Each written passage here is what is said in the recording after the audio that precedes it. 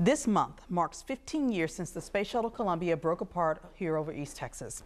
The widow of the Columbia's commander is sharing how that tragedy turned into a test of faith for her family. Here's Luckie with tonight's Power of Prayer. And we're here today to honor the fallen heroes. He promises that he heals the brokenhearted and binds up their wounds. He really has healed my broken heart. 15 years after the Shuttle Columbia tragedy, the Husband family has found hope again. We all three are very, very thankful for the hope of heaven because we know there will be a reunion. We know where Rick is. February 1st, 2003. Commander Rick Husband and his crew were just 16 minutes from home. It's amazing to me if the shuttle had orbited one more time, the accident would have occurred in a totally different part of the world.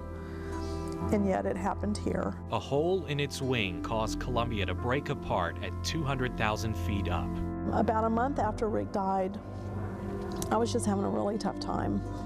And I remember one night just praying and looking up at the stars and just asking the Lord to help me. I just felt so lost and so broken.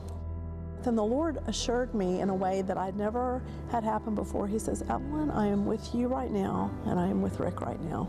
Nothing has changed. Rick has changed locations. He's here with me in heaven, but we're all three still together. I'm still with him. I'm still with you. Then more reminders. He was very moved by the first chapter of Joshua. Through a familiar scripture. And it just kept showing up.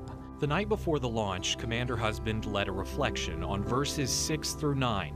It was a private gathering of just the crew families. And in the passage it talks about the Lord your God will be with you wherever you go. And it was extremely meaningful to him. To Evelyn's surprise, it was recited again days after the disaster, this time by a minister on the search team.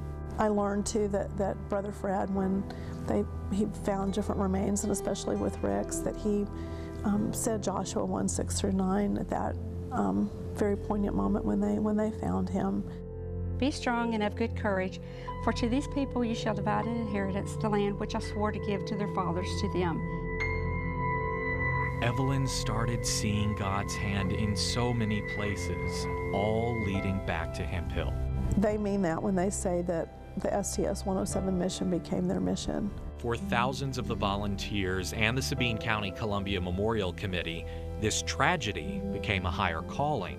They embraced the opportunity to serve the Lord, to shine for Him, and to do the best work they've ever done in their lives. God put that project on us to return them home, to get them back to their families, and to see it through, to finish the project with them. And I don't know why He chose us. It's clear Evelyn does. Such an amazing and beautiful connection the first time I met them, and we realized how strong we all were in our belief of Jesus. That scripture has become the heart of Columbia's legacy in this community. 3 verses from Joshua are etched in stone outside the Remembering Columbia Museum. Be strong and of good courage. Do not be afraid nor dismayed, for the Lord your God is with you wherever you go.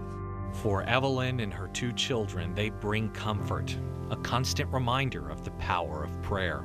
You can have sorrow and yet have a peace and a joy because of the promises that the Bible teaches. I don't know how that works, but I'm very grateful. Luckie, East Texas News Weekend. Evelyn Husband-Thompson has since remarried and lives in Houston. Her family's faith journey is detailed in her 2004 book titled High Calling.